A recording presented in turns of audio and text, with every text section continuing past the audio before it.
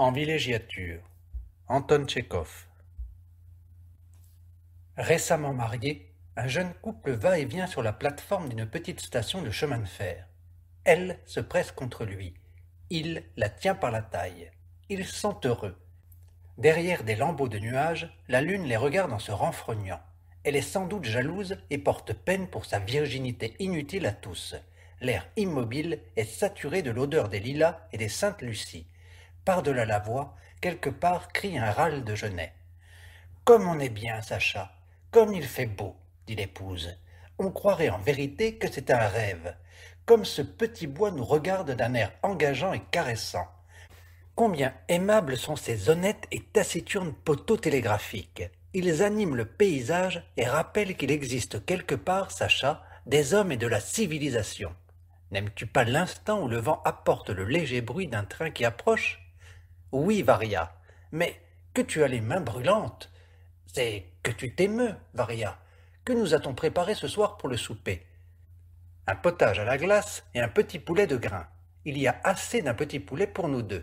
On t'a apporté aujourd'hui de la ville des sardines et de l'esturgeon. La lune, exactement comme si elle eût prisé du tabac, se cacha derrière un nuage. Le bonheur humain lui rappelait trop sa solitude, sa couche solitaire par-delà les forêts et les vallons. « Voici le train, » dit Varia. « Que c'est bien !» Au loin apparurent trois yeux de feu. Le chef de gare sortit sur le quai, des reflets de signaux glissèrent çà et là sur les rails. « Laissons passer le train, » dit Sacha, bâillant. « Puis nous rentrerons. »« Nous sommes si heureux, Varia, que c'est à n'y pas croire. » Le formidable monstre noir glissa, sans bruit, vers le quai, puis s'arrêta.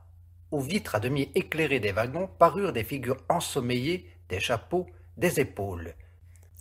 « Ah » cria-t-on de l'un des wagons. « Varia et son mari sont venus à notre rencontre. Les voici. Varenka, Varetchka. Ah » Deux petites filles, sautant du wagon, se jetèrent au cou de Varia.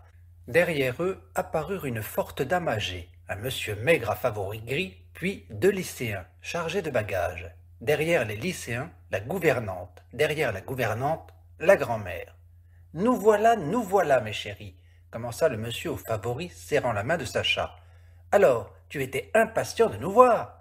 Tu as certainement grogné contre ton oncle qui ne venait pas. Kolia, Kostia, Nina, Fifa, mes enfants, embrassez votre cousin Sacha. Nous arrivons tous chez toi, toute la couvée pour 3 ou 4 jours. J'espère que nous ne vous gênerons pas. Reçois-nous sans cérémonie, je t'en prie. » Apercevant leur oncle et sa famille, les époux furent terrifiés. Tandis que son oncle parlait et l'embrassait, ce tableau passa comme un éclair dans l'imagination de Sacha. Sa femme et lui, abandonnant à leurs hôtes leurs 3 chambres, leurs oreillers, leurs couvertures, l'esturgeon, les sardines et le potage glacé, baffrés, lapés en 1 seconde.